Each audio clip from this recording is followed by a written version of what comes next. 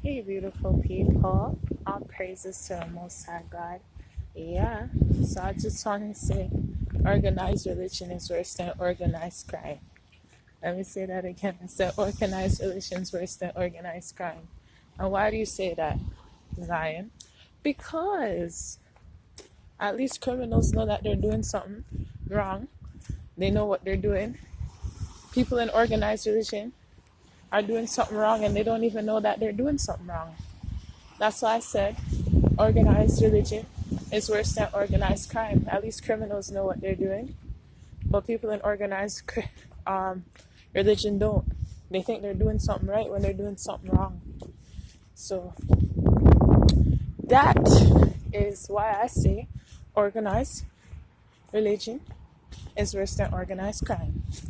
Okay, because in a sense, organized religion is like organized crime because they enslaving the minds of the people. You understand? They're puppets. They're literally puppets on a string.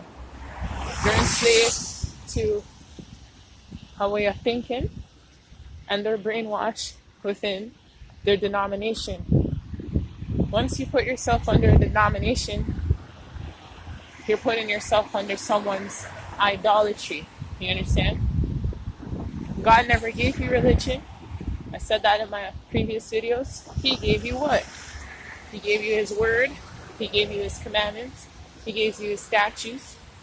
He said, do this and be blessed, or do that and be cursed. And it's just as simple as that.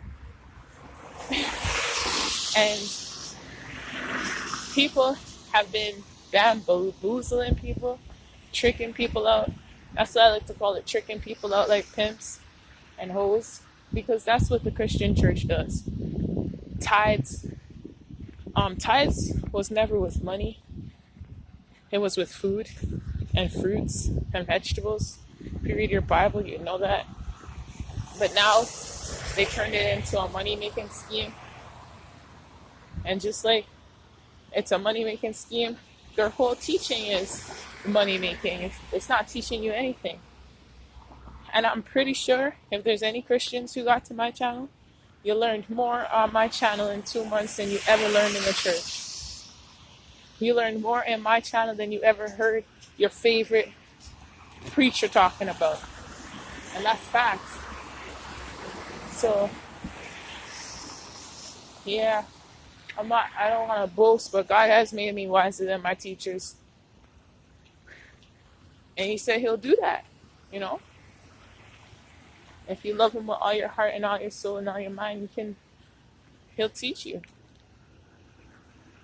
But first off, I want to tell you, if you do witchcraft, God won't talk to you. He told me that. He told me people who do witchcraft, he doesn't talk to them. So if you wonder why God doesn't talk to you, maybe you did a witchcraft in your life, and the Most High God is against that. Because once you take up your hands to do witchcraft, you're basically saying that there's no power with God. You get what I'm saying? Let me explain that to you. Because all power belongs to God, and he even gave principalities and powers.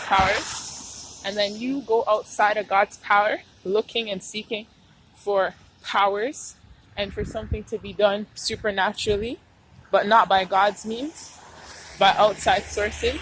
That's not God. It's basically you're saying that that person's your God, that you don't believe in the power of God, that you don't believe that fasting and praying that God will answer you, that you don't believe in God's power, and you're not patient enough to seek him and wait for him to manifest his power in your life. So God's really against that. And people who serve idols, because the idols basically are evil spirit, are fallen angels. Most religions, people are praising fallen angels under the cloak and saying it's a god. You get me? A lot of these so-called mystical characters and entities are actually fallen. And that's the truth of the matter. And, you know, there's a lot more we can talk about. But if there's ever anything that you would like me to discuss, then I could discuss it with you. And if there's any type of video that you'd like me to make concerning the things I talk about, feel free to leave a comment. And if there's anything you don't understand in your Bible, feel free to leave a comment and I'll answer your question, no problem. All right? I'm doing my work. Faith without works is dead. So you can say you love God all you want, but if you don't have no works, you're an unprofitable servant. And you got to understand, people in olden times, there was no computers, there was no phones, there was no electronic based system where people can just reach out to each other from sitting in their house. You understand? People were winning souls walking in the streets and interacting with people. You don't see people doing that nowadays. And now you have way more easy access to do such a thing, and people don't do it. Hi. So that's the sad part about it. You interact with people every day, and you can't save a soul. You have a phone and a social media, and you can't save a soul. So God's going to ask you what you do for his kingdom, and what are you going to say to him when you get in front of his throne of judgment? When he asks you, what did you do with your life? How old are you? What did you do with your life? When God asks you these questions, what are you going to say to him? And that's very important. What did you do for my kingdom? And now I'm asking you a personal question. What have you done for God's kingdom? How many